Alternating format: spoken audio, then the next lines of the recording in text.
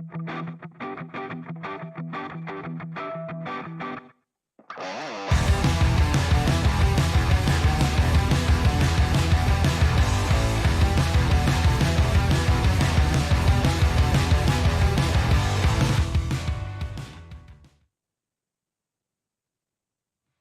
everyone, and welcome to another edition, a Showdown edition, a winning Showdown edition of the Weekend Wrap, brought to you by CrowCast, of course. There is nothing better on a wintry weekend than to have beaten the Port Adelaide pair, and that's exactly what we did this weekend, and lots of humble pie to be eaten by a few of us, and none more so than my cohort, Macca. How you going, Mac? By me. Good, thanks, Phoenix. Why am I eating humble pie? I don't know, I'm just trying to rope you in. Okay. Well, a good tasting pie. Yeah, no, I've eaten a bit today, courtesy of Mr. Crouch, but that's all good. I'm happy to eat humble pie if it means that we have a win. So, Great. What'd you think, mate? Well, I was very impressed in the sense that, and you got to remember that we had three very good outs. I mean, Murray, our best defender, Rankin, our best forward, floating forward, and Rosselli. And if you look down, and then we had Butt go down injured. And if you look at our back line, it'd be the youngest back line you would have seen anywhere. Like, yeah, two gamers, 3 gamers, 13 gamers, 15 gamers. That's four of them. And they're holding down position in the back line and did a great job. And then I thought the change in the midfield was outstanding. That worked really well. And then, of course, Tex is Tex, and he was outstanding. And we never, ever looked like losing that game to those Ferals. It was bloody beautiful. No, they were flat as a tack, Port Adelaide. They didn't have any energy around the contest whatsoever. We absolutely smashed them at the contest and had little cohesion, nothing much up forward. The defence was brittle, especially when Aaliyah took a little mental holiday there for 8 minutes, which we'll talk about shortly. But we were certainly up for the fight, and they were left in our wake. Macca, don't forget, everyone, and thanks to everyone who's joined us as usual on Discord and also on YouTube. Don't forget, you can chat away during the live podcast to your heart's content. And if you're in Discord and you want to have something to say live on air, then stick your hand up and we'll get you on to say your piece. We always enjoy people coming on, don't we, Macca? They usually make more sense than we do. Sadly, they do. I think it's sad. Takes the pressure off us, mate. Yep. All right. Well, look, before we get into festivities, it's obviously that time when we give you your moment in the sun, Mac, and go through the weekend's results. So why don't we do that? Yeah, a lot of upsets too. It was a very strange round, wasn't it? I mean, we always get one of these rounds. Every year we get one of these rounds, and round 20 was it this year. And it started on Friday night with Carlton just not doing Carlton things. Carlton getting up by 17 points. Collingwood couldn't mount their traditional challenge in the last, and looked a little bit weary, Collingwood, I've got to say. 17-point winners, the Blues. Yeah, look, they were 17 points up at half time, and no matter what the Pies tried, they tried a lot of moves, and they just couldn't decrease that margin. And it was full credit to Carlton too, because they lost Chera, who was outstanding in the first half, who was dominating in the midfield. So they lost him, but they managed to hang on and retain that 17-point margin. The interesting thing is that in the second half, they kicked 7 goals for Carlton, and Pies kicked 6 goals, 10. They did a Crows with their shots for goals, and that's what really cost them any chance. It certainly kept them at arm's length, didn't it? It did. Yeah, they just messed it up. And Carlton, they made the most of their opportunities. Keno got 6 goals. He's an outstanding player. Love to have him. I'll tell you one thing I noticed, Macca, in that game. Young Mr. Dacos did not like the heat. He scored at least 3 times that I saw on Friday night. It's a little chink in his armour. He's definitely an outside player. Yeah, they did actually put more physicality. Yep. He's been tagged before, but he hasn't been put under the heat physically like he was this game, and he certainly didn't have the same influence. No, he didn't, and he was found wanting on a couple of occasions when they really needed him to go. So I wonder whether that's going to, just feed into teams' planning with Collingwood going forward. It will. It will. Anyway, and then on Saturday we had another upset. The Giants coming from behind at Mars in a shithole day to get up by 5 points over the Bulldogs and really stamp themselves as a contender in like a finals contender, Mac. Yeah, look, it's interesting, the Dogs, because I don't rate Luke Beveridge as a coach at all, really, to be quite honest. He had a ruckman who was totally dominant. In English, he had Bontempelli started like a steam train, and they did put a hard tag on. Callum Ward went to him, which was good, very good coaching, and the Bont got a few possessions after that, but no real impact on it. The Giants are actually a lot better than I really thought. They've got a fantastic full-back in Sam Taylor. He is outstanding, and of course they've got Green at up forward, and the Dogs they went out to a lead, but with the Green up forward kicking 5 goals, and he was supported by Riccardi with 3. Well, they ground them down and eventually got them. And I think Beveridge, I wouldn't want him coaching our team. No, not in the slightest, not at all. And interesting. That was a 7th straight win for the Giants too. Yeah, they're on a roll, and they've got a couple of really good mids. And as PJ in the chat points out, Finn Callahan, definitely a beauty. Would have loved to have had him at Adelaide. But anyway, we move on. The next upset of the round was Freo, if you don't mind, getting up by 7 points over Geelong at the Cattery, and really putting Geelong's finals aspirations in a bit of jeopardy.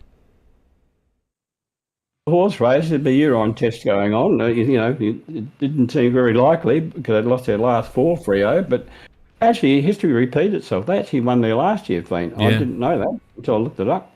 But it was really good. Freo, they hung on to win the game when Geelong made a charge at the end, and they got the last couple of goals of the game, and Geelong have got 2. I think it's Blickavs and Hawkins got hammies. So, their chances of getting in the finals are just disappearing a little bit, or getting weaker by the week. But as I said, let's not go too early on Geelong. They've still got a bit of quality, and they're only half a game out. But yeah, it certainly doesn't do them any favours. No, probably my wishes there as well. Yeah, true. And then for the next upset on the menu tonight, we have Gold Coast just giving Brisbane a fair old touch-up down there at Metricon, or whatever the hell it's called now, Heritage Stadium. 96-55. It wasn't just squeaking over the line, Mac. 41 points. Resounding.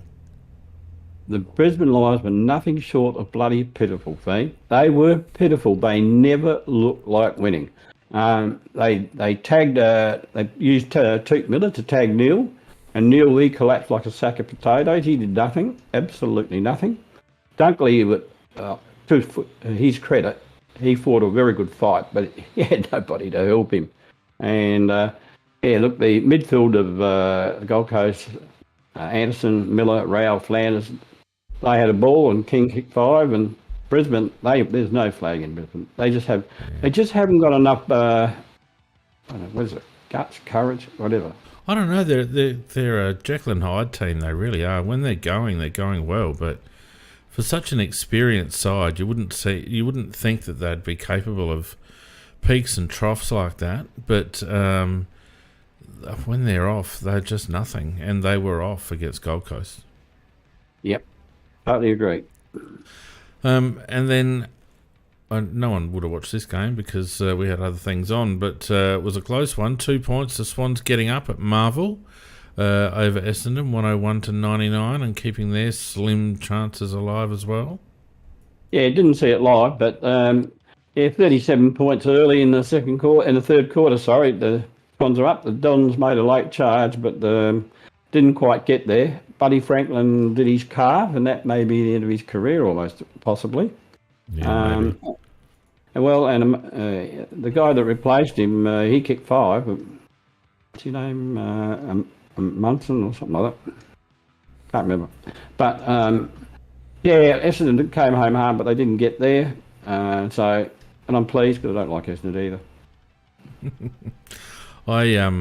I was at Melbourne Airport on Friday afternoon, and the Swans boys weren't on the same flight, but they were walking. They'd obviously got off another flight, and Buddy was in front of me. Jesus Christ, he's a big lad. You don't realise how big he is. He is massive. He's a mountain of a man. Yeah. And, it was Amadi who got the 5 goals, and somebody in the chat put it up there. Thanks, mate. Yeah, he's a big fella, but you're right, Mac. That might be the end of him. Yep. Calves calves can be nasty. Yeah, they got a hell of a good player in that Gilden too. He was outstanding. Yeah. Shut up, PJ, in the chat. All right. And then the next game actually went probably according to script. The Saints in the end by 29 points, although they blew Hawthorn away in the first quarter and came back a little bit after an absolute roasting by Sam Mitchell, but to no avail, and St Kilda stay alive. Yeah, look, you summed it up pretty well there. And because they got within 2 goals at 3/4 time after that roasting, and a few bad little mistakes, a few little inexperienced errors, and Saints got a few goals and booted away again. They concentrated on blanketing Sicily, and he didn't have very much impact on the game, and that was very helpful for the Saints. And yes, and a good weekend for the Crouchers too, Mac, because Bradley didn't have a bad game either. Well, I got to say, he was the best on ground. He was outstanding. Yeah. Next up, Max Gawn beat Richmond 130 to 98. Melbourne by 32 points, but it was nip and tuck until Maxie decided that he'd just stamp Richmond out single-handedly. I read his stats somewhere. I can't remember. It was something like 28 possessions, 22 of those contested, 10 score involvements, it was like 10 clearances or something. Like just ridiculous numbers. Well, you've actually described it very, very well. That's exactly what did happen, and it just showed. I mean, they have a good midfield. They haven't got Oliver around. I can't understand that hamstring of his going on for so long. Viney and I think he might have the sniffles as well as the hamstring, mate. Okay. If you get my meaning. Yeah. I did hear that. I didn't know whether that was right or not, but. Anyhow, moving on, Viney and Petrarca, they finished on very strongly. And now that brings us to Grundy. Grundy's got to look for another club, mate. Oh, he'll be at Port next year. Very likely. No doubt in my mind he'll be at Port next year. Yeah. They love picking up washed up ruckman, and I'm not saying that Brodie's washed up, but he's not the player he was. And I reckon they'd be happy to let Lycett go and bring Brodie home. I know Brodie was close last time until Collingwood offered him the crown jewels and the key to the city. But like some people are saying Sydney, that's a possibility. But if I was a betting man, I'd be saying he'd come home to Port. You're probably right, but I think that Sydney, who really, really do need to have a ruckman, because they've never had a ruckman for ages, they'd be prepared to pay. They don't pay their people a lot, but I think they'd be prepared. And if they got Grundy, they don't really have to pay all that much, because there might be 2 clubs paying part of his salary. So yeah, he's got probably a good get to get. Oh, look, no doubt. He's certainly be on Sydney's radar, and I'm sure they'll make him a good deal. As you mentioned, a lot of it paid by about half the competition. But I don't know. I just don't know. I know for a fact that he was keen to come home last time, and it was only money that really kept him in Melbourne. Would you trade Rob? Would you trade Rob for him? No. Okay. No, and it actually surprises me that I say that because I've been a Brodie Grundy fan. I've always wanted Brodie to come and play for the Crows, but I don't think we'd be getting much of an upgrade, Mac. To be honest with you. No, you're probably right. The other thing, I don't think he's quite as good as he used to be. So he says you had too much wine. So, look, I agree. It'd be a difficult decision. Yeah, I mean, what is he, 28, 29 now? Yeah, but he's still probably got about another 3 or 4 years in him. Yeah, that's true. I mean, it could be worth it depending on whether the maths played out. Like if we could get a good deal for O'Brien in terms of a trade, as you point out, it might be a good salary cap option in terms of getting some money off the books. Because, I mean, look, I'd be quite happy if Grundy came here. I certainly wouldn't pursue him terribly hard, and he's a different player to O'Brien. Jeez, I don't know. Look, I'm not Riley O'Brien's biggest fan, but to be honest with you, I wouldn't be disappointed either way, Mac. I think that's where it sits. Fair enough. Let's move on. Yeah, and the last one, Macca. Who would have thought? West Coast getting up by 5 points, 72 to 67 over North Melbourne. North Melbourne may as well just pack it in, shut the club, and bugger off. Well, mate, it was the battle of the scrubbers. Both those teams went into that game with 16 losses under their belt. 32 losses between them going into that game. So apparently they celebrated it like it was a bloody premiership. And because they haven't won for, 19 weeks or 16 weeks or something? 16 weeks. They've both lost in 17 now for North Melbourne. But unbelievable. Yeah. They still hang on to last spot because of their poor percentage, and I don't think they'll be trying to win too many more. Yeah, someone in there says, B-Packer in the chat says North should have copped way more shit than they have this year, and I agree with them. They have been going nowhere, North. They've got a pretty reasonable group of midfielders. They've got a nice key forward. That their ruck is aging, but he still tries hard. They've got probably 75% of the pieces that you'd want. They certainly shouldn't be second to bottom and winless for 17 weeks. Well, they've had the situation, of course, with the coach and the accusations, and then the coach standing down, and then a standing coach. Now, I'm not making an excuse for them, but because I agree with you, their side is better than their results are. So it's just they just aren't performing, and who's acting as the coach? Ratton, yeah, Brett Ratton.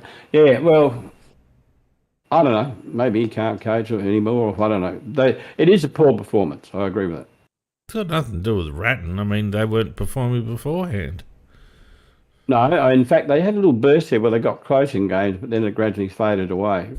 But they didn't look any good under Clarkson either. No.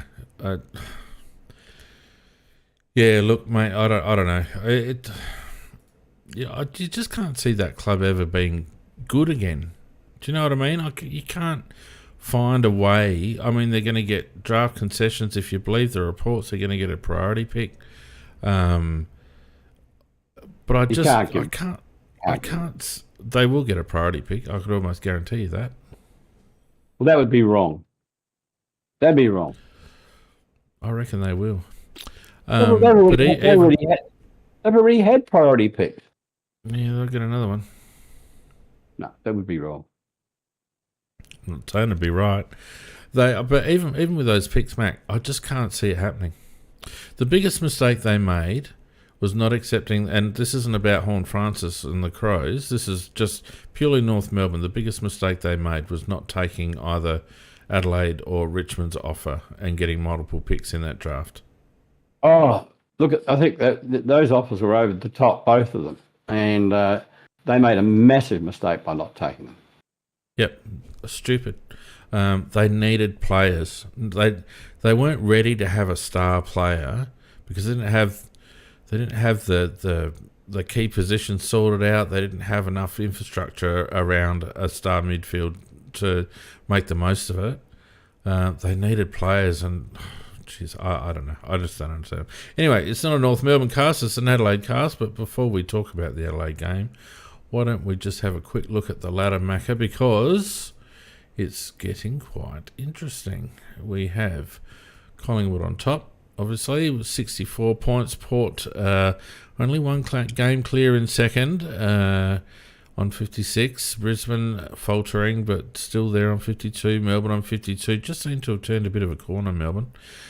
St Kilda, the luckiest side in the bloody comp, in my opinion, 44. Along with GWS now also on 44 in 6th place, and then we've got Carlton on 42 with a healthy percentage now, Carlton. And the Bulldogs reigning out the 8, vulnerable on 40 points and 105 outside of the 8. We've got 3 teams that have drawn, Mac, which I think might be, in the end, the thing that screws us. We've got Geelong, Sydney and Richmond on 38 points. Half a game clear of us and Essendon and Gold Coast on 36. We've got a great percentage, but I worry about that half a game that Geelong's got. I reckon that might do us. Well, it's certainly going to be very, very hard. But firstly, you didn't have any chance of being in the 4. Well, if we won 4 games and that's 13 wins, I reckon we'd get in. I do. But yeah, it is a worry about that half a game. It just depends how the other games fall, and they could fall badly for us. Yeah. Geelong are at home again next week. I expect them to bounce back. But look, it's so hard to predict. I just have a feeling we might end up half a game short, and that little bad patch that we had against Essendon and whatnot and Gold Coast, that's going to really cost us, I think. Yep. All right, Macca. Well, down to the main event, because it was a wonderful night on Saturday night. Much fun was had. Did you get up to much? Did you watch any footy or do anything on Saturday night, mate? Oh, I did. I actually watched. Did you happen? There was a nice little game between the Adelaide Crows and the Port Adelaide Power, and surprisingly, Adelaide got up 16-16, 1-1-2. Port Adelaide 9 goals, 11-65, 47 points if you don't mind. Clean sweep of the Showdowns this year. Back on even keel, 47 apiece. Life's good. Well, you know, I heard that they were playing this game, and I heard that one side said they hate the other side, so I went for the Crows. Oh, what a load of shit that was, eh? Aren't they a mob of peanuts? I mean, I think Chad Corn started this bullshit going back a couple of years ago about how much they hate the Crows and all the rest of it. Well, look, it doesn't matter whether you hate us, whether you want to have sex with us, or whether you want to, whatever you want to bloody do, because at the end of the day, what are you got to play. About? Well, that's as relevant as them hating us, because you actually have to play on the football ground. That's what bloody counts. That's what I'm getting at. Did you pick up the wrong pills from the pharmacy this week or something? I did take some tablets for a headache. They weren't blue, were they? No, the point I'm trying to make is the fact that they hate us is irrelevant. You know, all these other things, they don't want to do anything else. But the whole point is, the game played on the ground, not out of your words out of your mouth. Oh shit! All right. All right. Well, look, I agree with you. I think it was, and Brodie Smith played a really good straight bat. Was it Brodie Smith, or I think Brodie Smith and also Geordie Dawson, separate quotes, just played straight bat to that sort of shit. The media are obviously trying to drum it up, and like, we're just past it. And You only have to look at the way the players interact after the game to know that whole hate thing, that's bullshit. There might be, animosity between certain players. I'm sure Peppa Pig and Mitch Hinge aren't the best of mates, but, Tex and Boki are good mates. There's so many good mates amongst the two teams. It's just ridiculous. You mentioned Hinge and Pal Pepper. That situation where Hingy took a mark and then looked disdainfully down at Pal Pepper on the ground. Because he tried to take him out. I thought that was a classic. Yeah, it just gave him the stare down. Good old basketball style stare down after a dunk. Yeah. It was very Loved good. All right, so we had an interesting time at selection, Macca, and I must say that Matt Crouch staying in the side bemused me somewhat. I was happy that we kept Nankervis in. I was bemused initially that Jakey Saligo was going to miss out, but that changed for the better. I think that was a very, very good call late, because I think they probably listened to our podcast on the Saturday morning, Mac, and realised that we were correct in that we were just far too slow in the middle. We just needed a little bit more speed in the middle. And taking Sloaney out and bringing Jake in, even ahead of Jackson Haitley, I think was a very good move. And Jakey didn't do too bad. Well, unlike yourself, I was very happy with Crouch last week, and I thought that he earned his spot again for this week. But it had to be on the condition that you don't put Sloan in there as well. You just couldn't do that. And also you don't put Keys in there as well. And that you occasionally run the young boys through that, because that works. That works. But it won't work once you put in a Sloan who is so slow it's not funny, a Keys who I don't think is a natural midfielder. He's more that mad, wild run around half forward type. So I thought they actually got it right for a change. Yeah, in the end they got it right. And initially I was like, WTF, what are they doing? But whether by design or whether just through circumstances, they got it right in the end. I was a bit worried about Shuey not getting much of a run, but he got some runs through there, and I thought they handled the midfield mix pretty well. I also think that, again, Macca, we didn't want to make it. I tell you the thing that I noticed is the big difference, because we're obviously very worried about our ball movement and our speed, right? Our pace. And we didn't all of a sudden become Usain Bolt in the midfield, but what we did do is move the ball very, very quickly. And quick ball movement will offset a lack of leg speed, and we were prepared to give the first option. We're a little bit chaotic with our handball, which is the signature of a team like Richmond and even GWS, running in waves. So our ball use was very quick, was very first give, and that made up somewhat for our lack of out and out pace through the midfield. Don't you think? I agree. But I thought that why it blended so well certainly did on this occasion, is the fact that if the ball was going to a Port player, Laird was tackling his head off. If it came towards us, Crouch would get it and flick it to Dawson, and the number of times he did that with quite a lot, and that's one of the reasons why we did do so well with that combination. You'd say there's no real pace in there, but if there was in terms of the movement of the ball, like you said. Yeah, and I don't think it certainly isn't what I would call my preferred midfield group. I think it suited the conditions really well, Macca. It was Dewey, and again, we wanted to play a very contested style of game. And look, we did very well in winning the ground ball and the contested ball.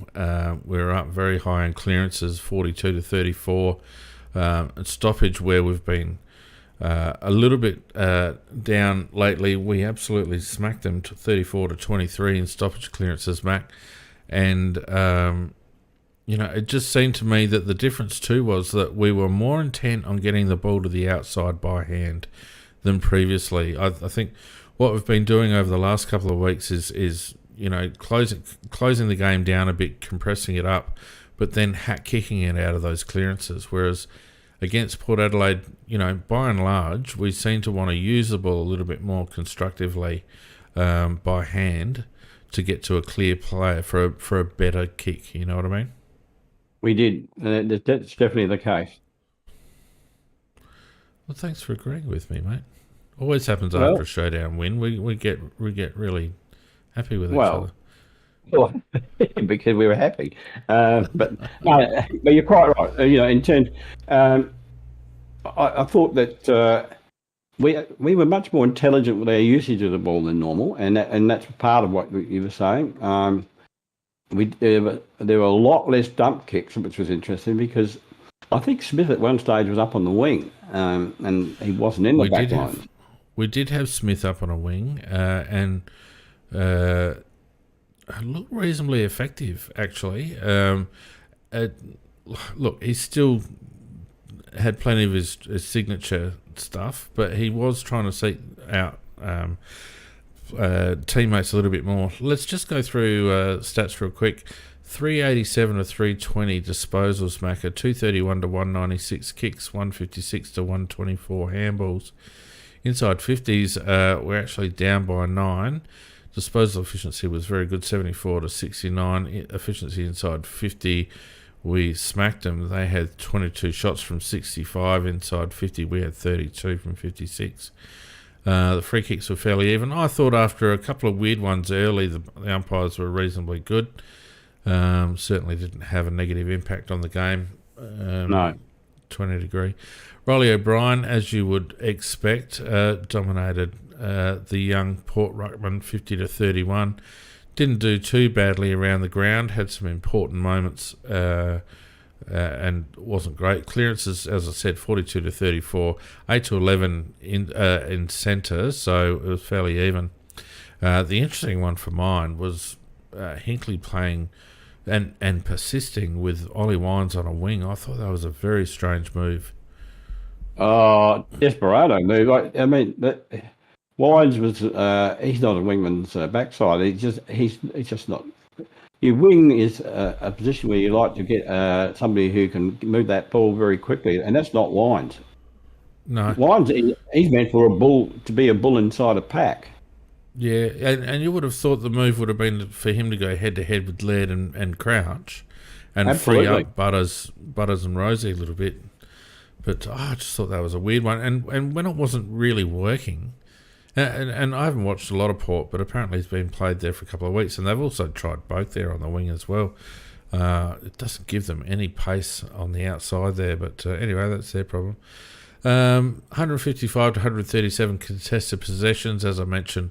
We did beat them in ground ball and contested ball pretty well. We got it on the outside, 215 to 156. Turnovers about even. Marks 92 to 56, which is not bad considering it was a dewy night, and it shows our propensity to change directions, Macca. That was back in after an Very absence much. until the last quarter last week. It was like they all remembered how to play all of a sudden. Yeah, I was going to raise that about the change. We were changing angles quite a lot, and that caught Port. That's one of the reasons why we entered our forward line so often and so easily. Once we did get in there, we did very well in terms of a percentage. I think about a 50% conversion rate, something like that, inside the 50, and that was because of the way the ball was being brought in. It wasn't just like bombing it in. There were some of that, but mostly it was coming, as you say, changing the angles, getting people out of position, and using mainly looking for a man, a particular person. And Walker was that person many times. Yeah, and using the corridor a little bit too, Mac, a bit more, and hitting up those short targets. So we tended to be taking that extra disposal on transition, getting deeper forward entries, but also conversely, when it looked like we were going to go in deep, hitting up the short target as well. We had a few shots from that 35 to 45 metres out, where we just dropped the eyes and hit up the lead. So it was a good mix, and it just shows when when you do change your angles and it spreads the defence. You've got more holes, you've got more grass to work with, and you take the big intercept markers out of the equation, don't you? Yep. But so many of those marks were just taken in front of the eyes, or even on the chest, and Fogarty was leading well, Walker was leading well, McAdam was leading well. So it was a very mobile forward line. Yep. Marks 92 to 56, inside 50, 20 to 7, contested marks 18 to 13, intercepts about even. We led from wire to wire. Tackles, we're up by about 13. Tackles inside 50 were reasonably even. 1%ers, I don't know what that stat is. So, it was a pretty good performance, albeit that I did feel, Macca, that Port looked very flat, didn't they?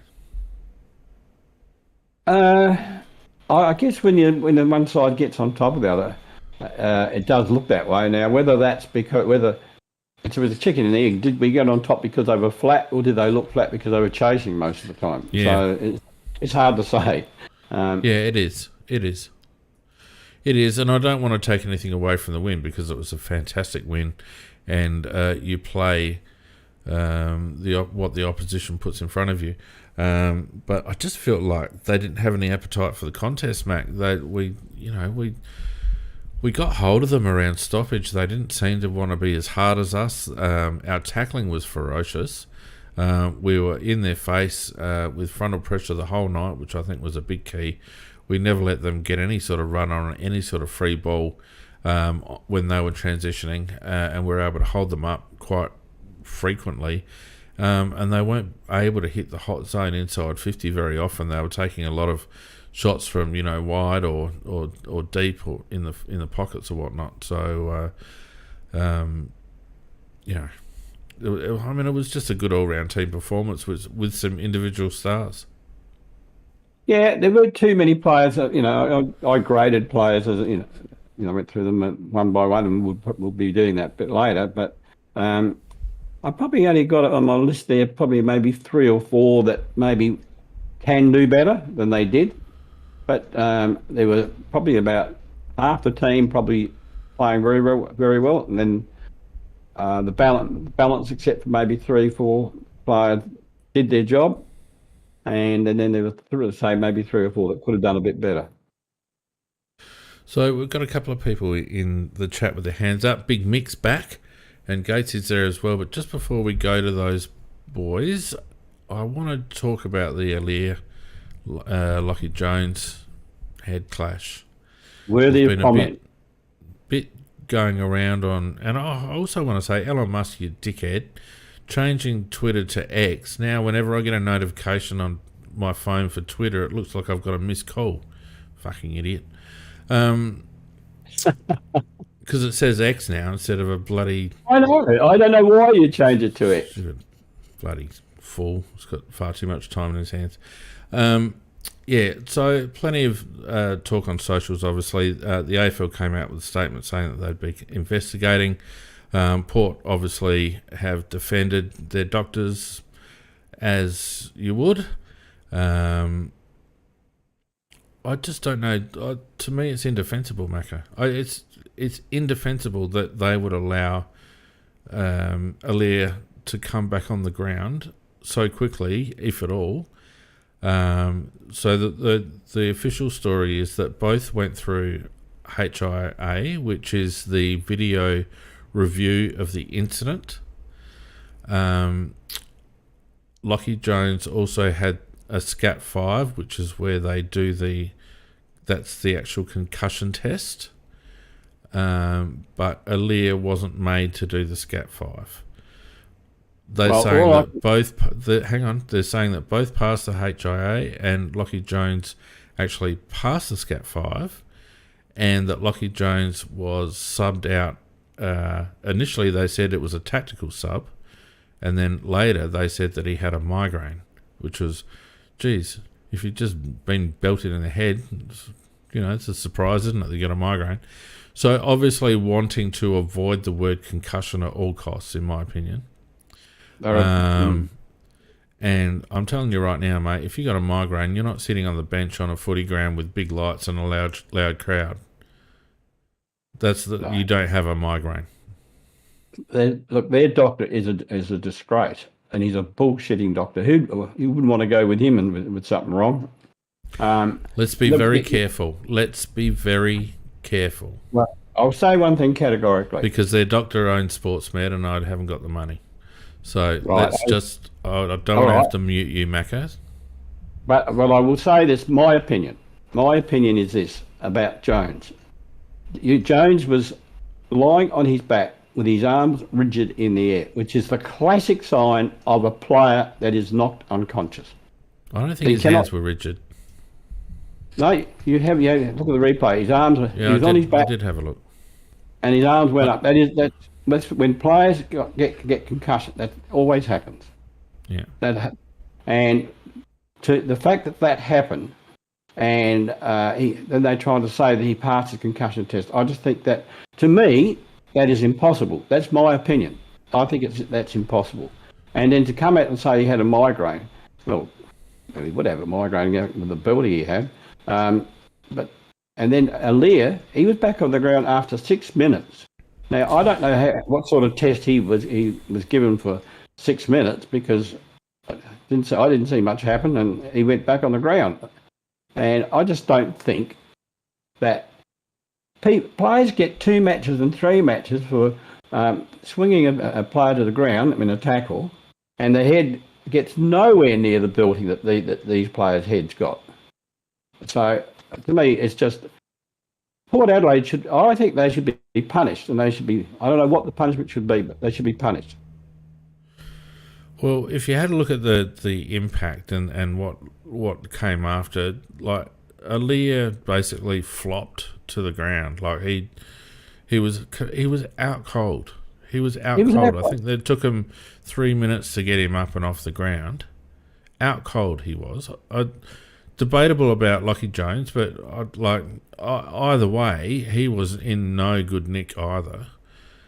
And for them not to even give Aliir a scat test, if that's correct, and that's been reported by Fox Footy, as reported, if they didn't give him a scat test, if they basically passed him on the basis of a review of the footage, if they've looked at that footage and gone, nah, he's all right, then I don't understand what the concussion protocols are, because what I thought the concussion protocols were, in theory and in practice, was not what Port Adelaide did. Well, they didn't. They didn't observe them at all. And they have form at this. They've done it before. So, as I said, it really does have to be investigated fully, and it's obvious that Port are guilty as hell, and they should that they should be punished. And look, if the AFL is serious about this, if they are serious about protecting players and not wanting to be sued later on down the track, they should. The problem is, if they fine Port Adelaide, because they finance Port Adelaide, they'll be fining themselves. But somehow there should be a punishment. Well, I don't actually think a fine is sufficient, Macca, to be perfectly honest with you. I think this is one of the biggest breaches of duty of care and breaches of player management, player welfare that I've ever seen. Now, obviously, I'm not a doctor. I'm not privy to what the tests were and what they did and all that. So I'm an observer. But from what I observed, I've never seen a team put winning ahead of a player's welfare as much as Hinckley and Port did against Adelaide on Saturday night. That was the biggest. That was the biggest case I've ever seen of disregarding a player's immediate and long-term health because they happen to be down. They needed a tool back. Well, it's not just you and I thinking that, and it's not just people in the chat thinking that. If you go onto Twitter, if you're anywhere you go where people are talking about it, there's not one person defending Port Adelaide at all. But there is everybody saying that exactly what you just said. They neglected their duty of care to their players for the sake of trying to win match points, and they didn't give a damn about the health of those players. As I say, I don't know what the penalty should be, but if the AFL don't give a penalty for it, then they aren't serious. And to me, like, taking nothing away from Tex and our other forwards, but it's no coincidence that Aliir had basically no impact on the game after that. Oh, no dead impact. Right. Dead right. But, and as PJ in the chat points out, 1990 in the chat points out, even the Port fans aren't happy. On Big Footy, the Port fans have put up a thread complaining about it. No one is happy about this. No one is happy. And we've got Nuz in the crowd again tonight, so g'day to Sensible Crow. Now, many of you would know, and I'm sure Nuz wouldn't mind us saying that, he's got some personal experience with the effects of concussion, the long-term effects of concussion, and he's mentioned that he's recorded his thoughts on the matter, and he'll put them up. So make sure you get around those, because that's coming from someone that has direct experience with the subject matter. So, but from a personal point of view, mate, I was disgusted. Well, I couldn't believe it happened. I just couldn't believe it happened. I mean, I said to Mrs. McElroy, those two guys are out the game. I mean, they have to be, because that's concussion, and you can't come back on the ground after that. But when I saw that 6 minutes later, when Leah ran back onto the ground, I thought this is unbelievable. And then when I heard that later they were saying that the other bloke didn't have concussion, Jones, and that he only had a migraine. I mean, this club has got no honour at all. It is a club without honour. You have a look at boxing, for example. If a boxer doesn't even have to be knocked out. If he gets enough punches to the head that he can't effectively defend himself, then the referee, who is not medically trained, the referee has the ability and is expected to stop the fight. Right? So if a sport that deals with getting knocked to the head as part of strategy empowers its officials to make those judgment calls without any medical training, just on the back of the safety and protection of their athletes, then I think we need a situation where the AFL have an independent person, whether they be a medical person or whether they be a steward or whatever, that oversees the concussion protocol. I don't think we can leave it to clubs, because clubs like Port Adelaide seem to pay scant regard to what the protocols are, and also scant regard to what the health of their players. And as I think it was Bobby said in the chat, if that was my kid, I'd be absolutely woeful. I've watched my kid get knocked out playing football, and he was incredibly well taken care of by his club. If they'd allowed him to go on, I would have gone and punched the coach out. If I was Aliir's parents, I would have gone down to Ken Hinkley and absolutely torn strips off him. Yeah, well, I think that the AFL, as PJ says, that the NFL is a professional organisation. They do have that situation where they have an independent doctor making that decision, not the club doctor making that decision. No, that's not true. Is that not true? No, the clubs manage concussion protocol. No, I'm talking about the NFL, the rugby. Oh, sorry, I thought you said the AFL. I don't know about the NFL. No, yeah, they do, and so we're behind them in the sense that we should have an independent one. If we're going to have this type of situation, well, then we should really have that independent doctors at each one. Yeah, because I just don't. If the AFL are serious, then they've got to look at the situation, whether Port breached protocol or whether they didn't. I think they've got to look at the optics of the situation and understand that there's a gap in the protocols that they have to fill, and they have to take ownership of it. And I'm telling you what, like there's a couple of class actions going around, And if the AFL let this one go, that is not going to be a good look in terms of those class actions. So they just have to do something. Yep. I agree, 100%. And I thought it was a disgraceful look for the game. A disgraceful look. Yeah. Anyway, that's enough of that. Let's move on. We've got a few people in the chat. And I noticed that Big Mick's there. Big Mick, we'll get to you in a minute. But Gatesy, you've been waiting since almost the opening bounce, mate. So come on in and give us a moment of your esteemed knowledge. How are you, mate? Hello, how are you? Gatesy. Good. Haven't been on a while, boys, but No, it's been went good. to the game. I mean, no, we've missed you. Last night. I went to the game last night, and I was very impressed by the crowd. 50,000 there, very good. My personal notes of the game, our set shots weren't very good, to be honest. We did miss 16 it. behinds. 16 behinds. Dawson 0 goals 3. I did not like that. Have you noticed And, with Dawson that he's developed this habit of kicking on the inside of his foot and everything's going left?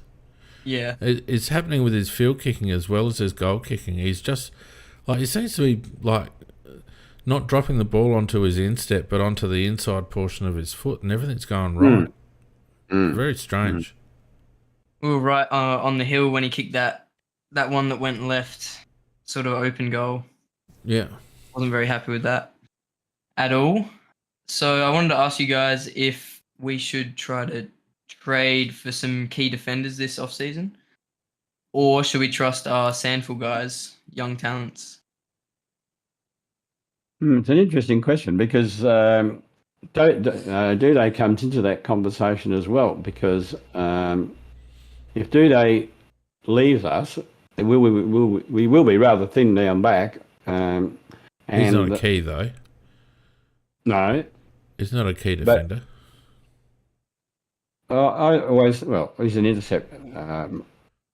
So Casey was asking about key defenders. Well, I'm delighted that Keane got his opportunity. In my mind, I had no doubt that he would play well if he got the opportunity. He was a bit nervous at the start, and he got the big boy Dixon got him once, but he didn't get him again. I thought there's some. He just got better and better as the game went on, and to me, he looked a much better go at fullback than Bugs. That's just my personal opinion. In terms of Worrell, I thought Worrell was incredibly good on Marshall. I thought he just gave Marshall a lean time. I think those two boys, and also, unfortunately, Murray, we're going to be down Murray for nearly all of next year. That's unfortunate. So, look, it wouldn't hurt if we could get a nice key position player from somewhere, but they don't grow on trees. I agree with that. Good take. Do you think Sloan should... Oh, sorry, you go. No, I was just about to add to that. I wouldn't mind rookieing one, Mac. Just someone out of the SANFL, a cheapie. Yep. That, if we have the list room, of course, and this is like comment without really doing any analysis, but I wouldn't want to spend any draft capital on him. But if we pick up a cheapie, either as a rookie or something like that, then I'd be happy. There's a couple of decent defenders in the Sandful, for example. But personally, I think we've got other fish to fry, and I think we've shown that the lads that have come in have been more than capable. Very true. We have Ballers in the Sandful. Yeah, Ballers, yeah. He needs to go. Yeah, he'll be an interesting one because I know they've been reluctant to play him, but I think one of the reasons is my opinion is he's going to be a little bit slow at that level. He does very well at Sandful level, but I reckon he just could get caught out. That's why when they were talking about who to replace Murray with, I was all for Keane because I know that Keane's got a bit of pace about him. But I see PJ Crows was suggesting chasing Cox, and look, if we could get him, he'd be worth getting. Yeah, but he's not going to be like... I don't think that's a free agency situation with Brennan Cox. No, it'd have to be a trade, I think. So, I mean, all right. So here's a scenario. Sorry, Gatesy, to cut your airtime or take your airtime, but would you trade Shade McAdam for Brennan Cox and other bits and pieces? I would. And not, McAdam, yeah. That's a big call. well, the reason I say that is because McAdam would be going home to he's a Western Australian, and I think we've got a lot of young boys that can take those positions in the forward lines. Rochelle, Rankin, Pedler, Baxter says Gallant. and Gallant go. yeah. So I would, but I would only trade McAdam if I got a good player in the exchange. Yeah. Well, that's Brendan Cox. Yeah, that in this case with the Cox, yeah, I would. Yeah, I really like McAdam. I think he's had a really cruel season. Not a lot of fortune. He started off with a bang and got that stupid suspension, then got an injury, but his attack on the ball, his defensive efforts, and all the rest of it are great. That being said, he's 29. If he wanted to go home and Cox wanted to come home and we could do a fair deal, I'd probably do it. Yeah. We need to make some big moves this season. Yeah. Anyway, sorry, Gatesy, what else you got there, mate? Just had with the Sandful, do you think we bring Berry in and does Rochelle make the 18 or 22? Yeah, it's interesting. Apparently in the Sandful, we flogged Port as well. They didn't kick a goal until the last quarter. Yeah. Look, I mean, clearly you can't drop Crouch on that performance. What do you do with Sloaney? Well, I hope he retires at the end of the season for a start. I think that's just on that Sloan. Let's talk about that because, it was an interesting situation where both clubs had very senior players as the sub. Which is really saying their days are very numbered. And when Sloan came on, and one took a Masters footy hanger over the other one. That was so good. That was ironical. Dancing on the hill. Yeah, he was up in the air and down again before he actually took the ball. I think up in the air is probably a fairly generous way. Yeah, he had one foot, his right foot on the ground. But Sloan has been a magnificent player for the club, and he's a warrior, and he's been one of the heart and soul of our club. But he is showing very clearly his days are numbered, and we've got to stop sympathy and all the rest of it. We cannot give him a new contract. We just can't give him a new contract. But I'm not suggesting that we get rid of him out of the club. We'll find a position where he can help, as an assistant coach or an assistant coach type thing, because I think he's got something to offer in that respect. But gee whiz, Sloaney just, and you imagine Sloan being slower than he is now next year. It would be a shame to see him go another year. It would be a shame. And then he'd probably play in the Sandful. I think I mentioned last week I wouldn't be terribly disappointed if they extended him for one more. But it's becoming evident over the last probably 3 or 4 weeks that the season's catching up to him, Macca, do you think? Yeah. Oh, definitely, yeah. Whether he'd benefit from another pre-season or not, a little bit more time after the knee, I'm not sure. But, I wouldn't be opposed if they gave him one more, but I wouldn't be sad if he retired as well. I'd be very disappointed because that's going to mean one young player less is going to get an opportunity to make their way. That's true. Well, and the person in the gun for that one is Sam Berry. I hope he comes back. Yeah, there's no reason why I shouldn't. Top level. Well, I think we're at a stage with our situation is that we've got a lot of good young lads at the moment, and Berry, I'm not saying he hasn't got a future with it, but what he has to do, he has to earn it. He has to make it to the point where they have to pick him. And then if he does that, he's got to do that several weeks and earn it, because at the moment there are so many players vying to get into the team. Isn't he averaging about 30 touches though, or 29? 25 or something like that. Yeah, he's been doing it right, particularly recently. Yeah. Yeah. Look, I'm not saying I'm not saying he shouldn't come in, but at the moment, who would you bring him in for? at the Well, you moment. bring him in for Sloan. Yeah. And then I'd bring Rochelle in for Schonberg. Personal What? preference. Nah, Richelli What? comes in for Murphy for mine. I Murphy? thought Schonberg wasn't too bad, actually. You got to Matty keep Nix Harry said in the best side. game. Yeah, Matty Oh. Nix has got a bald head. He said best game he's seen him play. Best game we've seen Lockie Murphy play. No, Schonberg, sorry. Yeah, Oh, Schonberg. Yeah, he did. Schonberg. Yeah. Yeah, no, I think Rochelle comes in for Murphy, to be honest. Yeah. Then we got to win next week. Well, we got to Against win the from Suns. here on. We can't Yeah. really drop one now. That's it. I think All right, if the right Casey. people win, we can lose against Brisbane. All right, mate. Thank you very much. Yep. Good to hear your Yeah. dulcet tones again. Okay, mate. See ya. Now we got Big Mick. Come on board, Mick. Haven't seen you for a few weeks. How you going? Yeah, good. How are you going? Oh, you're going to have to talk a bit louder than that, mate. Can't hardly hear you. Oh, yeah. I'm trying to get a new mic. My other one's broken, which is why I haven't been on. There you Hey, go. mate. Yeah, good. I'd mainly got on tonight to talk about that concussion, the head clash. That was one of the most disgusting things I've ever seen. For him to send it straight back on. Alair was out cold when he hit the ground. He was out cold. I just could not believe they sent him back on the ground. Spot on, mate. Spot on.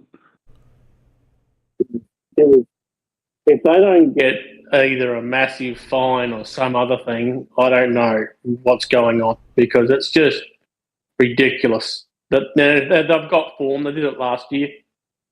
There was the head clash from last year, and they sent the two players back out.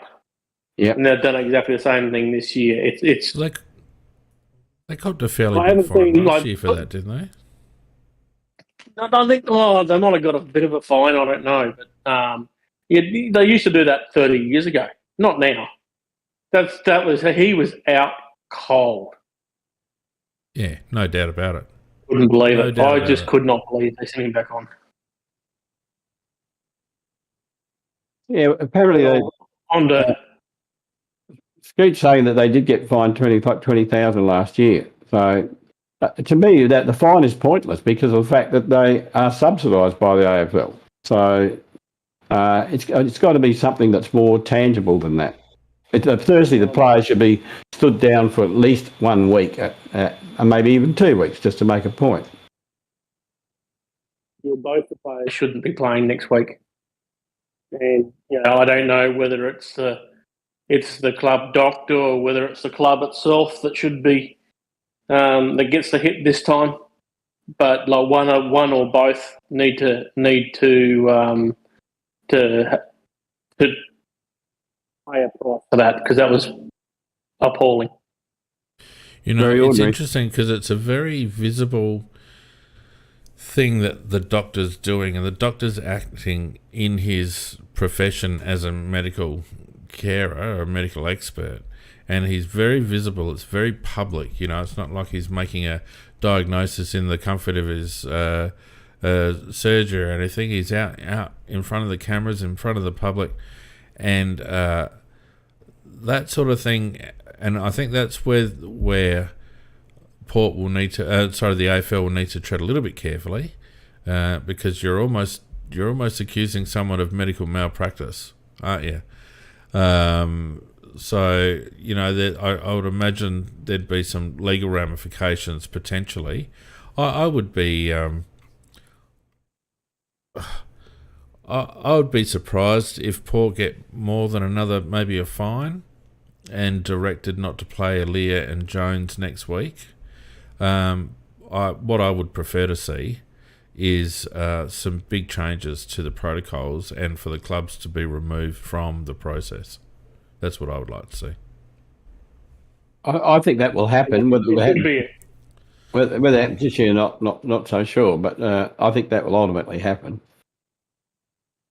It should be a AFL doctor, I think. Because obviously Port's doctors have, well, in my opinion, I'll put it like that.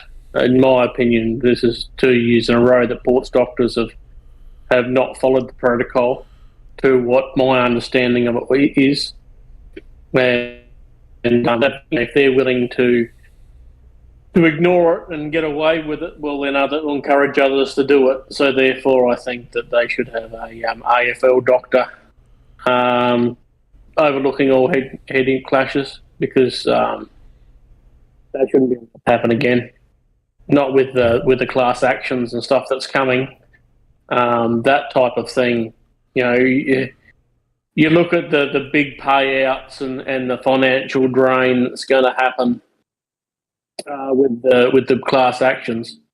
It wants to stop Alia in 15 years' time coming up and saying, well, I've got symptoms, and you didn't sub me off, you didn't take me off in this game, and you can obviously see in the footage that I had a head clash.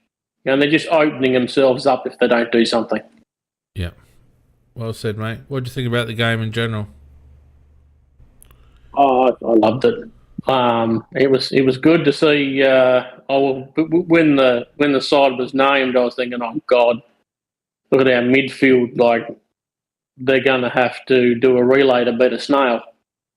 But I couldn't believe how they nullified Port's quick midfield, and I don't know how they did it, but they did it. And it was just the harassment. The back line was amazing. Awesome game, and I really enjoyed Keane's game. For his first one for the club, he played really well. No, he's going to be good. In my opinion, he's going to be good. He's actually very mobile for a big fella, and he does look before he kicks as well. I thought he showed that he's going to be good. He's got pace. He's pretty quick, and even like Worrell and all the back line played well. Very good, Mick. Nice to hear your voice again. Nice to hear you doing well. Thanks for your contribution. Good to see Tex get the Showdown medal too. I think it was well deserved. Well deserved. Thanks, mate. All right, thank you. Catch you. Now, Finn, before we go on to anybody else, I've got a question for you. Well, just before you give me the question, I'd just like to commend the fact that we've got currently 130 live listeners between YouTube and Discord. So fantastic that so many people have tuned in. I'm sure it's because it's a winning Showdown week. But fantastic to everyone. Thanks so much for joining in and listening to us rabbit on about the club that we all love. And hopefully if this is your first time, it won't be your last time. Thanks very much. Now, what do you want, Mac? Well, I'm going to ask you a question. All right. Matt Crouch, does he get another contract? Well, he will somewhere. No, I meant with us. Well, look, it's interesting, isn't it? He's 28. That was probably as good as Matty Crouch has played since 2017. And the reason why I say that is because he started kicking the ball again, Mac. I haven't seen him kick the ball forward and decisively and aggressively since 2017, which was the last time he was a best and fairest winner. He's still Matt Crouch, but that was the difference even from last week. That his disposals this week were a lot more damaging, in my opinion. He gained a lot more territory. I think he gained over 300 metres this week. I think he also benefited from the fact that he wasn't the go-to coalface player. He was able to share those responsibilities with Laird. But he's still Matt Crouch, Macca. He's still 28. He's still not quick. And he's still prone, when there's pressure on, to being a bit of a crab. So let's not get carried away with one game. And I'm not by any stretch downplaying how valuable he was on Saturday night, because he was extremely good. Extremely good. But I'm not going to change my overall opinion on where we're headed with our midfield based on one game. Look, it's an interesting situation. My point of view is that firstly, whether he gets even considered is that Sloan doesn't get a renewal. If Sloan doesn't get a renewal, I think it does give a spot to offer to him. I don't think he probably would accept it though, Fane, because he's had in his mind he would have had a very raw deal for the last couple of years, and now that he's got a little bit of form on the board, I think there will be clubs that will want to take him. So, and I think that's probably the most likely outcome. But look, I wouldn't be against giving him a 1-year contract.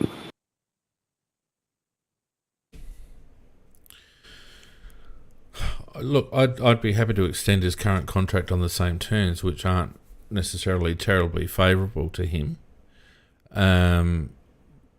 But I'd be happier if another club took him. If I was West Coast, for example, I'd think very hard about taking Matt Crouch.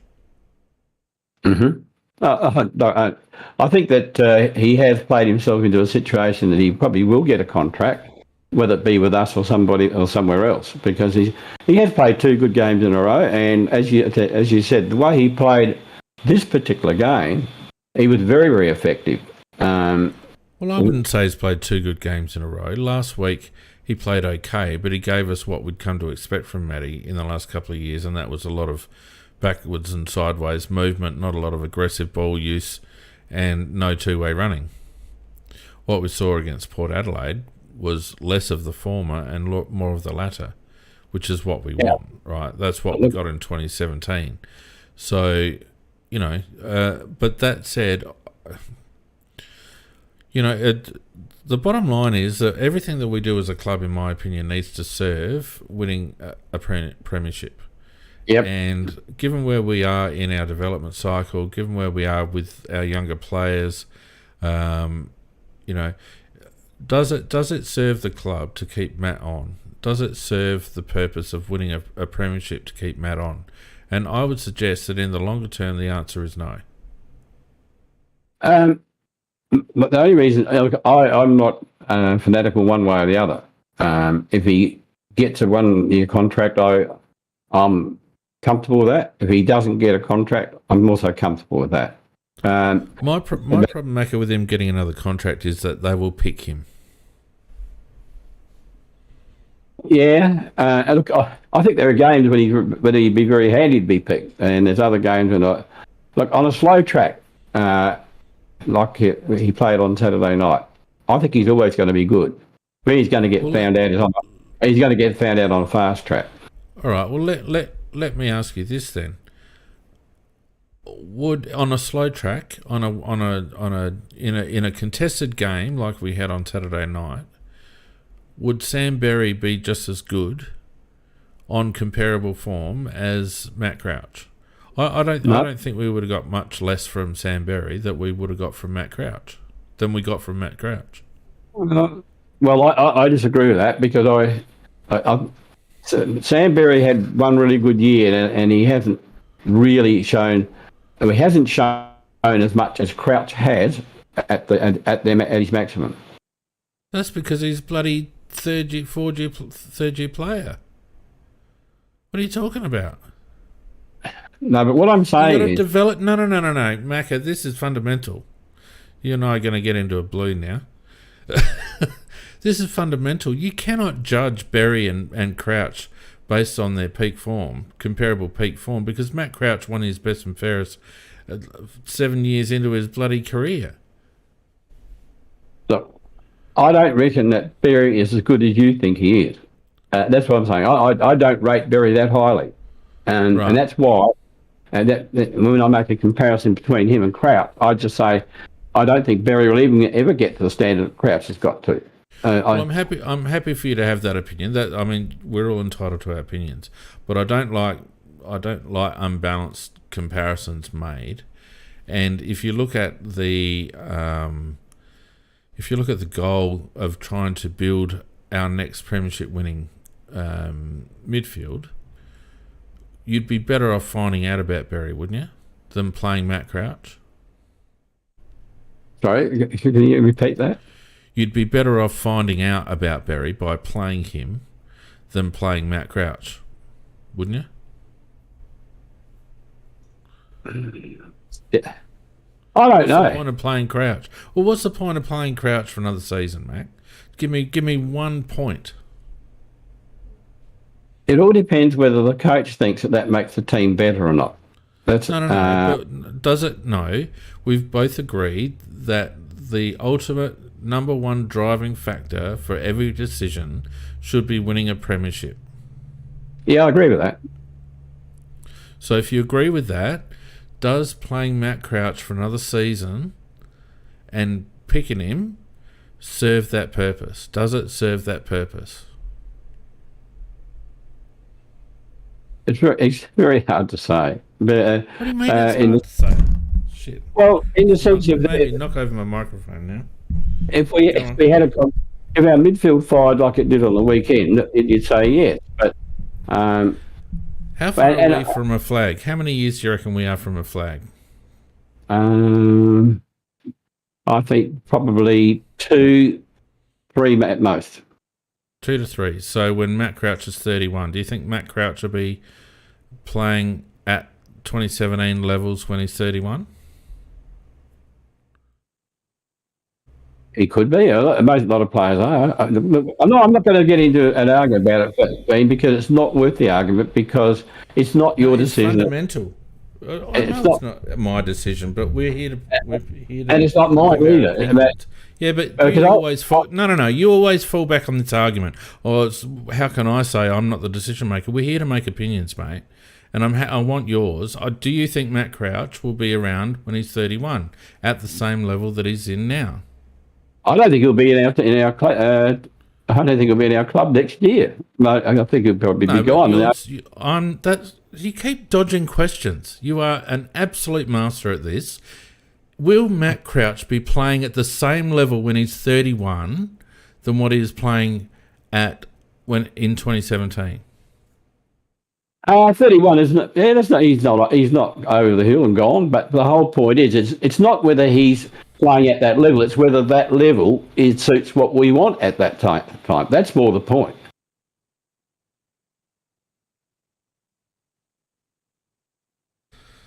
It's a good thing we do this podcast remotely, Macca. It really is.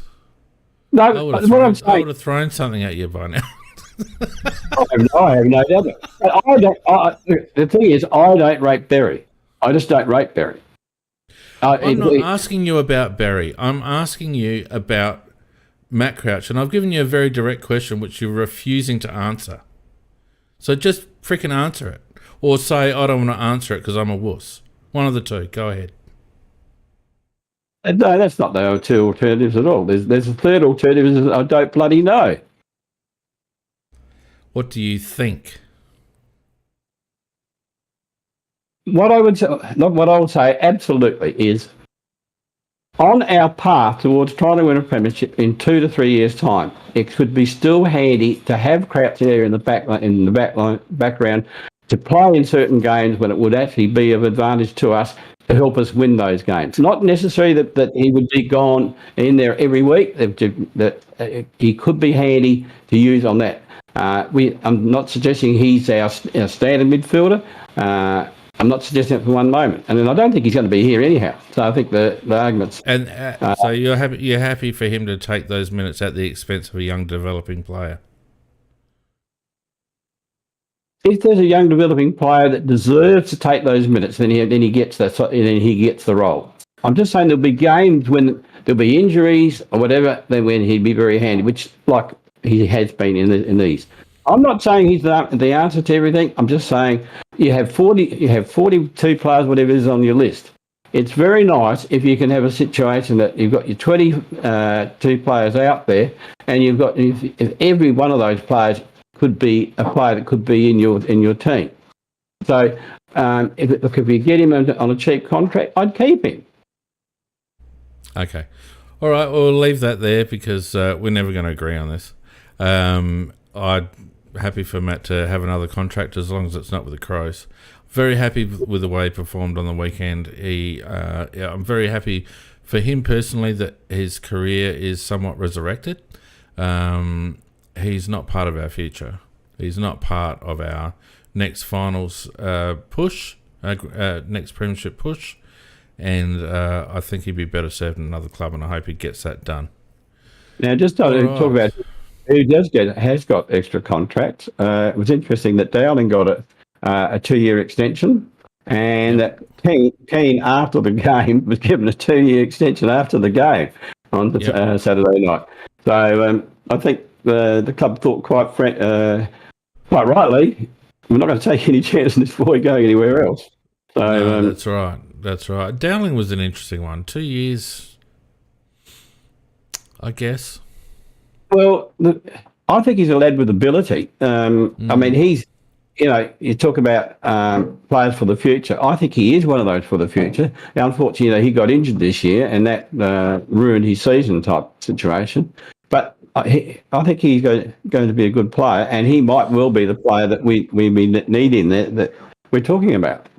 Oh, geez, everyone in the chat just going off. Of course, I've seen Dowling play, for God's sakes, PJ.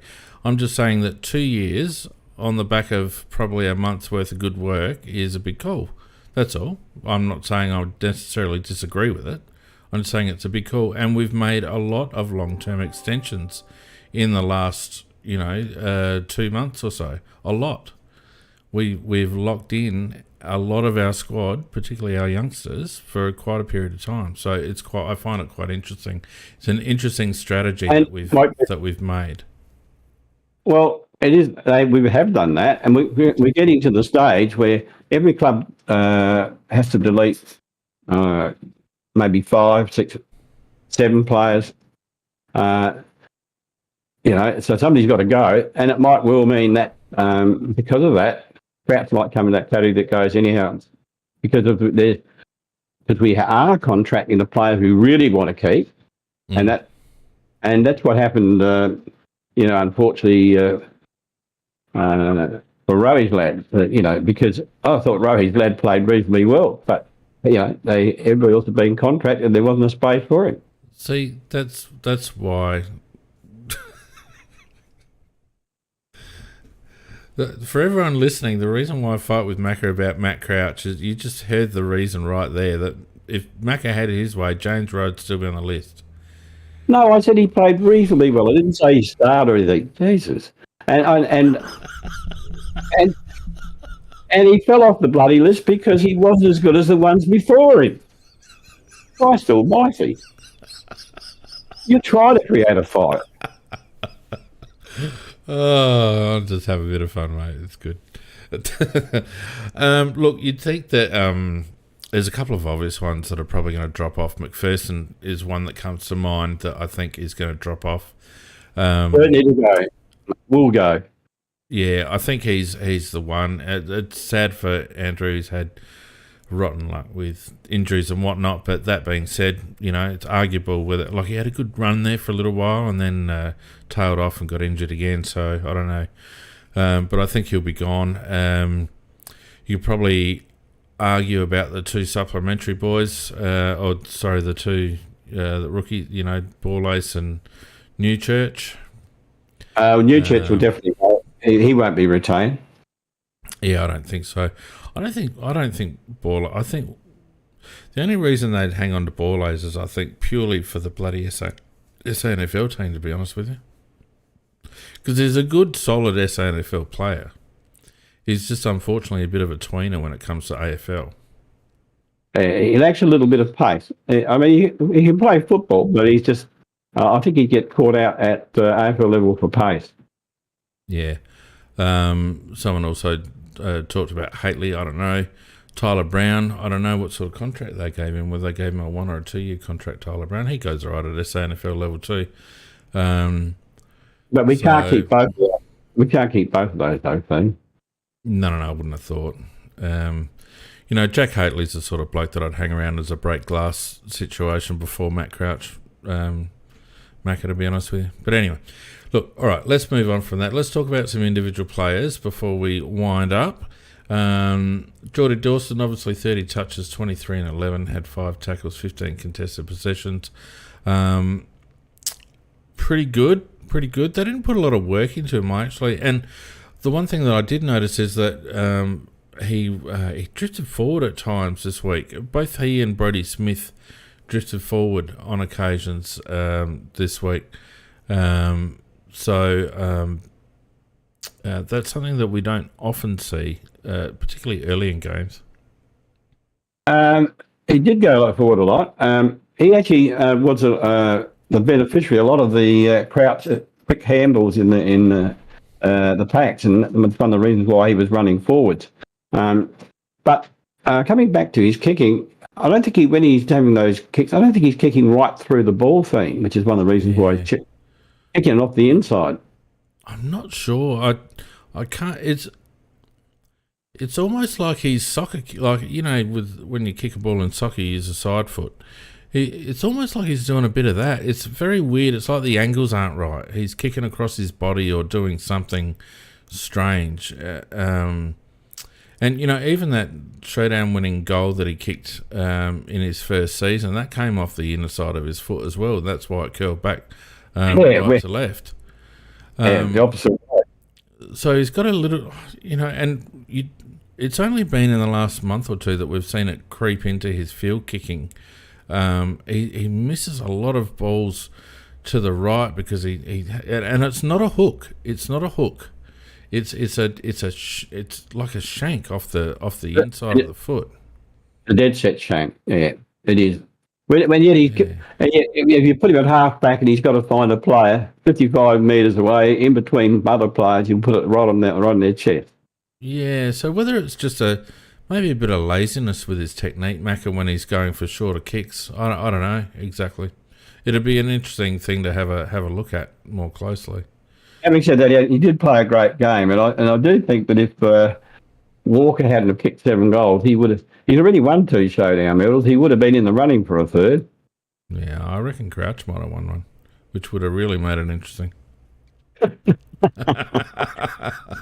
It would have. Speaking of Matty, he had 32 touches, 12 and 20, 6 tackles, 15 contested possessions, 16 uncontested. I went through his stats before. He had something like 10 score involvements and 12 clearances.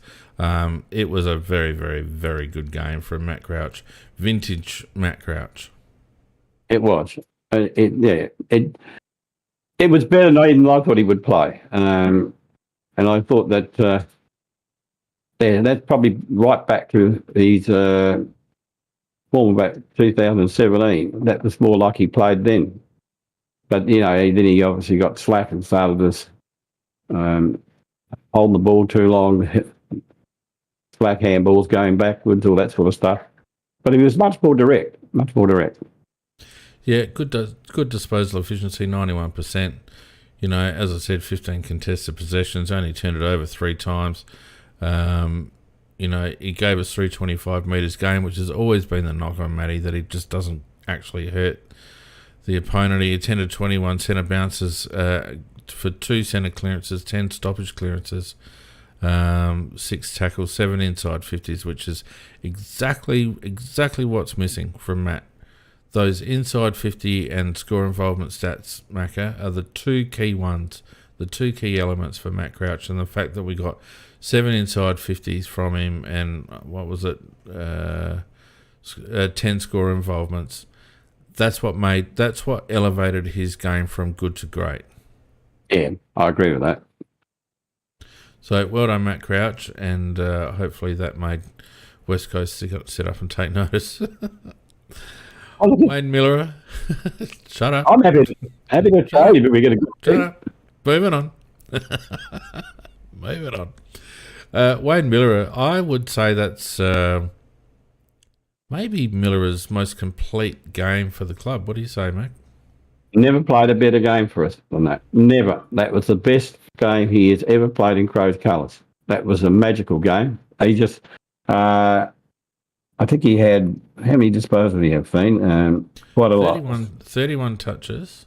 Yeah. 32 touches, 19 kicks, 13 handballs, 5 marks, a tackle, I should say. 75% disposal efficiency. He had 13 contested possessions, 18 uncontested possessions, 9 intercept possessions, 9 score involvements, 5 marks, 672 metres gained, 4 clearances around stoppage, 4 It was a inside great game. 50s, 8 rebound 50s. That's the best game that Wayne Miller has played for us, in my opinion. Yeah, no argument at all. And if he could do that every week, gee whiz. Yeah, and that, in my mind, that's what makes him, his position, like, you know, people have talked about having him up forward, putting him on a wing, whatever. In my mind, he, in that sort of form, he is the modern prototype halfback flanker. Yep, and I think a perfect halfback flanker's game. He actually took a few hard positions, which he is not. That's not usually been his way of playing. But I thought he was terrific. I just couldn't fault him in any way. Yep. Rory Laird, 26 touches, 11 of 15. He had 13 tackles, if you don't mind. 65% disposal efficiency, 11 contested, 15 uncontested. 4 intercepts, 6 score involvements, 294 metres gained, 1 centre and 3 stoppage clearances from 22 centre bounce attendances, 5 inside 50s.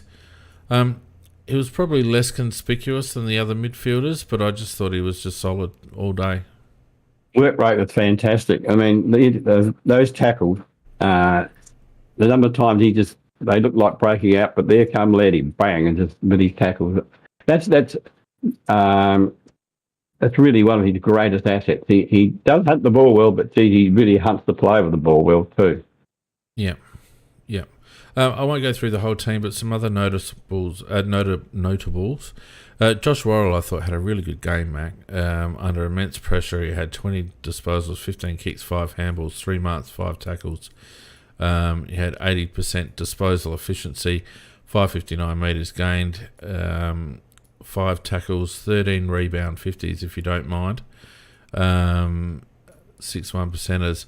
But obviously, the biggest value was him shutting down, I think it was on Todd Marshall, wasn't he? Marshall, yeah, he absolutely caned Marshall. I thought Worrell was fantastic. He was probably the best of our backlines. I thought he was outstanding. Yep, agreed. The Showdown medalist, Texan, soon to be crowned All-Australian, and hopefully soon to also be crowned Coleman medalist. 20 touches, 18 kicks, 2 handballs, 6 marks, 1 tackle, 7 goals, 4. 15 score involvements, including one that he unselfishly gave away to Ben Keys in the last.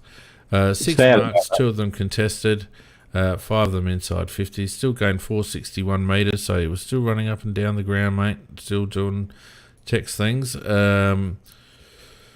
What else have we got? 3 inside 50s. It was just a couple of his goals were opportunistic. A couple of his goals were classic forward lead-ups. And then you had that absolutely sublime balk on Aaliyah on the mark and just a lazy 52-metre left foot kick on the 45-degree angle for what should be, if you're talking about degree of difficulty on a skill, that should be goal of the year. I totally agree with you. I was going to raise it, and I thought that you'd say no, but really, when you look at the situation, he's taken the ball, he's bulked beautifully, then bulked again, and gone on to his unnatural foot, and with a kick that the average person can't kick as good as with his unnatural foot. And it has been said by some commentators that he has got the best kick with his unnatural foot of any player in the competition. And I'll tell you what, that kick proved it. It was as sweet as anything. Just come off the boot, and the time was perfect. Just outstanding to look at. And if you look at the degree of difficulty in that, yeah, I reckon it's a good candidate for goal of the year. The thing that sets it apart, Macca, is that usually when a player goes on their wrong foot, it's because they have to, right? It's because they've, their preferred side has been blocked or whatever, or they're in trouble. Tex chose to kick that on his left foot, right? That was a choice. He chose to sell the dummy on the right side and go on his left, and he was never going to do anything else but have a ping. So that's how confident he was on his left from that range, on that angle, on his non-preferred foot. And I don't think there's anyone that I've been thinking about this today and racking my brains. I can't think of anyone else currently playing who would choose to try and pull that kick off. I reckon you're right. I can't think of a player who could do it. I mean, and it's not the thing. This particular goal was outstanding, but I mean, he's done plenty of brilliant snaps off the left foot as well, from quite a fair distance out. That is outstanding stuff. Bobby says Darren Jarman could. I don't reckon Fudd could kick a 50-metre drop hunt. It's Raid says Jeremy Cameron. Well, I don't think Jeremy Cameron's got much of a right foot at all, so I wouldn't say he's a candidate. Toby Green, I don't know whether he'd have the range. No. I can't think of anyone who would purposely set that up and have a ping from. Let's face it, he was outside 50 when he kicked that ball. He was about 52 metres. Yep. That was magnificent stuff. Yeah. So look, the bloke's 33, and he's having his career best season, and I think he's just shocked and amazed everybody. And it's sad, Macca, to some degree, because we would have had 5 years of this had it not been for his unfortunate knee injury. Because there's no doubt that had a big impact on his career for quite a period of time, both in terms of his agility, his lateral movement, and his general fitness levels. And for him to come back now, relatively pain-free, his hips better, his foot's better, all that sort of stuff, and for him to be playing at this level, at this age, I just can't give the guy enough credit. Yeah, look, I agree. And I think one of the things, too, about doing your leg in like that, it takes probably 2 or 3 seasons to build up the total confidence back in your leg again. So he's had to overcome the not just the physical side of it, but the psychological effect of it, because I noticed when he first came back, he didn't like jumping off the ground very much. No, and he still has those nights. Let's not sugarcoat. He still has those nights where he goes up one-handed and he's unsure of his landing and all that sort of stuff. Yeah, but, at the moment he is playing outstanding footy, and that goal really capped off his season. Yeah. Foggs played a pretty good cameo, I thought, particularly in the first half. Second quarter was probably his best. Kicked 2 goals, 2 from 18 disposals, 12 and 6. 4 contested and 13 uncontested disposals. He's been in and out of form, I reckon, Darcy. I don't know whether he'd be entirely satisfied with his year.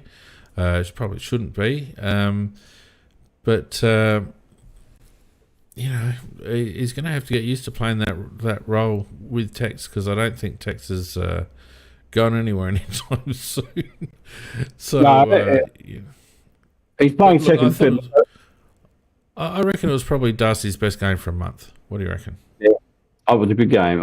He's playing second fiddle to Tex, and he's prepared to play it that way.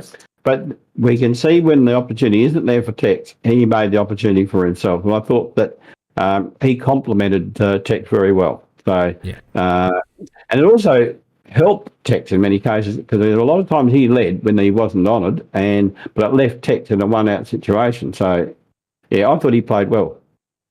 Yeah, agreed.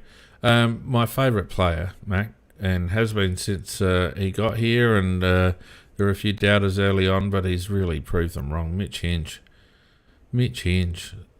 off halfback it's just a game and a half. He's so aggressive. He's got a laser left foot. He doesn't shirk the contest. 17 disposals, 12 and 5, 2 marks, 3 tackles, 88% disposal efficiency, 10 contested possessions, 10 intercept possessions, 6 score involvements, 348 metres gained. He's just turning into a bit of a general down back, isn't he, Macca?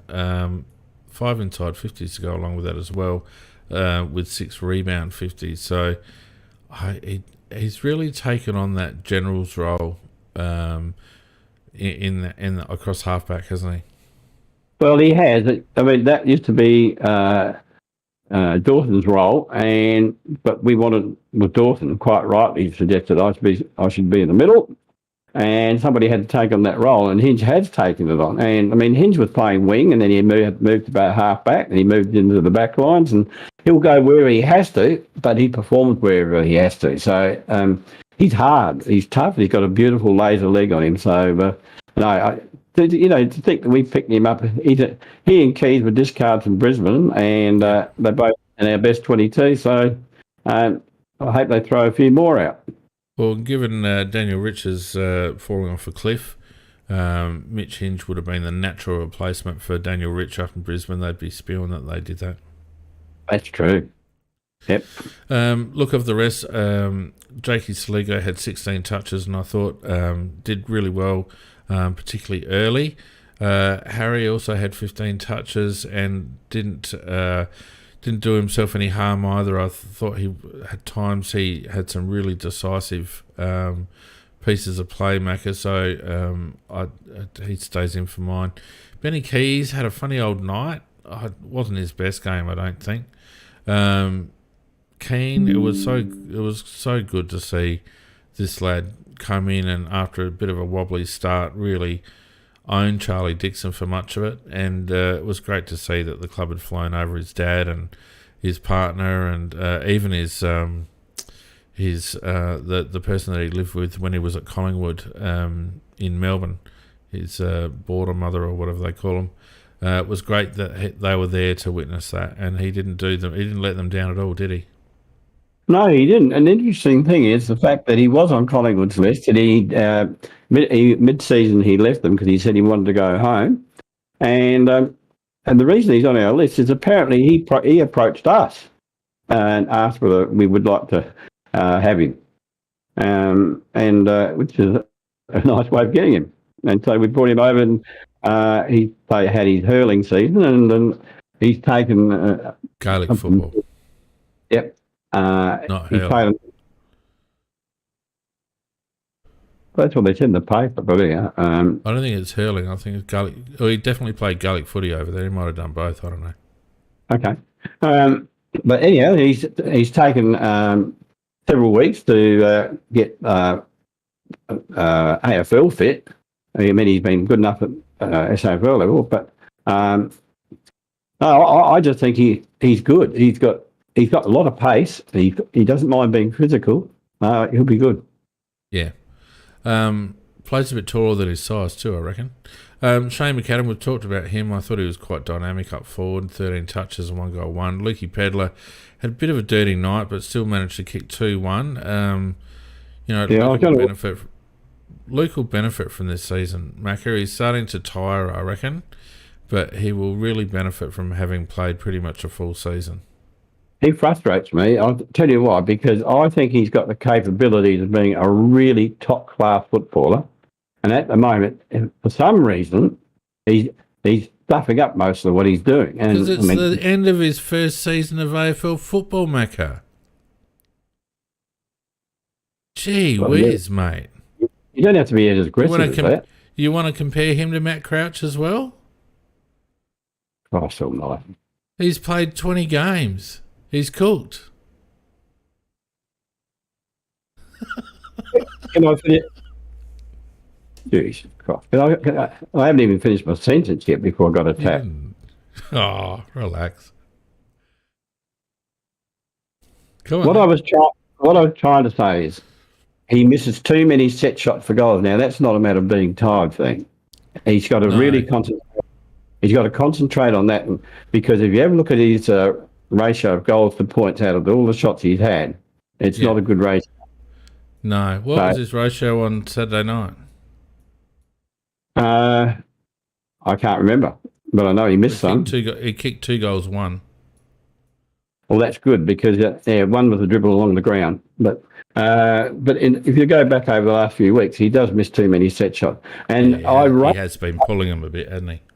I rate him highly. And I think he's a real classy player of the future. And as somebody said, he's not a forward. Well, he's probably not. He's probably a midfielder, and he could be the answer. but he's just got to get fitter because he's had a lot of injury. He's just got to get fitter and get that kicking. But he could be anything potentially. Yeah, we've said that for a number of weeks about Pedler, but how many games have we also said that it usually takes for blokes to, hit their straps? I've got to know 30 to 40. 50. So, and how many games is he on? I don't really know, Fiend, but it's How many seasons has he played? He played. I think he's only played 3 before this year, and I think he's probably played about 12, three 12. games. I only played 3 games before this year. Yeah, and so and I think he probably played 10 to 12 this year. Yeah, so not many, right? No, I'm not putting him down. I'm just saying that it's frustrating that he misses those shots. I don't know. Sounds like you're putting him down to me. Anyway, Sloaney came on, did a few things.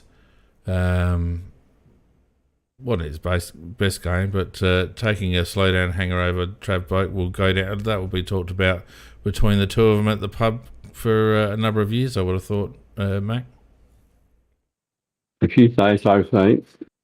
Yeah, righto. Riley Thilthorpe was quiet. Took a couple of nice marks, but again misses a lot of set shots in the back end of his career. He will also benefit from this season.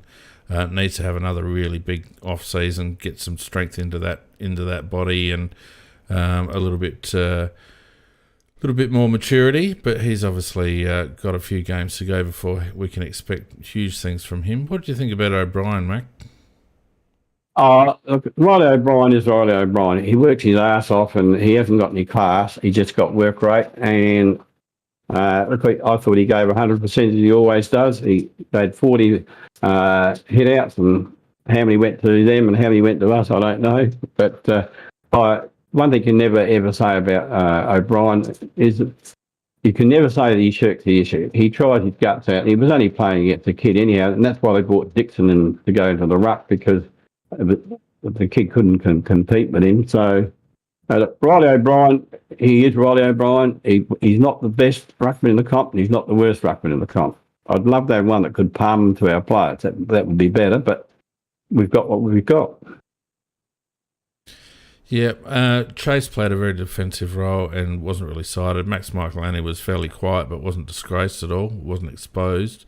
And obviously Geordie Butts was subbed out with what looks like a season-ending foot injury. So, look, that was it. And we've given ourselves a sniff, Mac, haven't we? And I don't know. I guess we can only go one step at a time. Richmond play Western Bulldogs next week, so that might, if Bulldogs get up, that'll knock Richmond out of the hunt. You'd think. Essendon should get up over the Eagles, so they're still about the place. We really need to knock off the Suns, and when it'd be great if Port could do us a favour and bounce back against Geelong at the Cattery, but that's probably unlikely. And the match of the round for mine is probably Giants v Sydney. In terms of our chances. So yeah, I think there's a lot of permutations, mate, isn't there? Yeah, I think in those games Giants should win, Bulldogs should win, and Port will get beat. Yeah, so, I don't think we're going to make it. I think we're going to be caught half a game short. But that's not the goal. The goal is obviously that we need to continue to develop our kids. I don't know why my camera's just stopped, but I'll just turn that off for a second while we sort that out. So yeah, look, it is still about development, Macca. Oh, it certainly is, and we have improved. I think we've gone 3, 8, 9. I think I'm missing a year there. What did we get in our first year? Was 3, wasn't it? Was that there? And last year was 8. 3, 7, 8, and so far we're 9. So if we can, we're definitely going to improve on last year. And if we keep, if we continue to do that on a exponential basis and just keep going upwards, well, eventually we get there. So I think Nick's has worked very well, and he's getting it and putting a side together. And not everything's gone his way. We've had a few injuries, etc. But every side does. But it's harder when you're a developing team. So we posed the question last week. Obviously, is he the man for the job, Mac? And are you changing your tune on that? Well, what was my tune last week? Well, you didn't think he was. Well, I don't remember saying that. What did you say? I just said not sure. Look, he's not the worst coach in the competition, and he's not the best. But I don't think he's done anything particularly wrong this year, in the sense that, as I said, we've had injuries, etc. And we are definitely improving, and he is definitely building a side that when you look at who we've played very well against, they've been all the top sides. We've played extremely well against the top sides. We've lost to Melbourne and Collingwood twice by very, very narrow margins. We beaten Port Adelaide twice. We've got no problem, playing good football against a good team. It's the one thing that we do have. We just don't turn up against the lesser teams. Well, we don't turn up away from home. Well, Collingwood and Melbourne were away from home, and they were less than a goal situation. They were ones that we could have won. But yeah, in general, prior to those games, that's true. Yeah, look, my opinion hasn't changed. I hope we don't extend him until we've seen what happens for the first half a dozen games or so next year. I agree.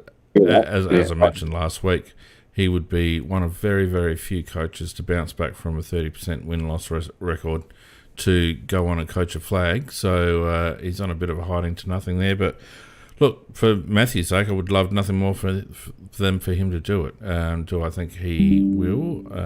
No. But time will tell on that one. Anyway, I reckon that just about does us, Mac, for the night. Again, a massive thank you to everyone who's joined us on Discord and also on YouTube. It's been a massive live crowd this evening, Mac, and we really appreciate everyone who tunes in every week. And as I mentioned earlier, if this is your first time tuning in live with us on a Sunday night, then make sure it's not your last. And if you're listening to us on demand later in the week, don't forget that we're live every Saturday night, and you can chat and interact with us as much as you like. Macca, it's been fun once again. Sometimes. Well, it's been fun for me, and that's all that matters. All right, look, thanks everyone. Have a good week, and we will see you next week for another weekend wrap. Until then, stay safe and goodbye. Yeah. Night all.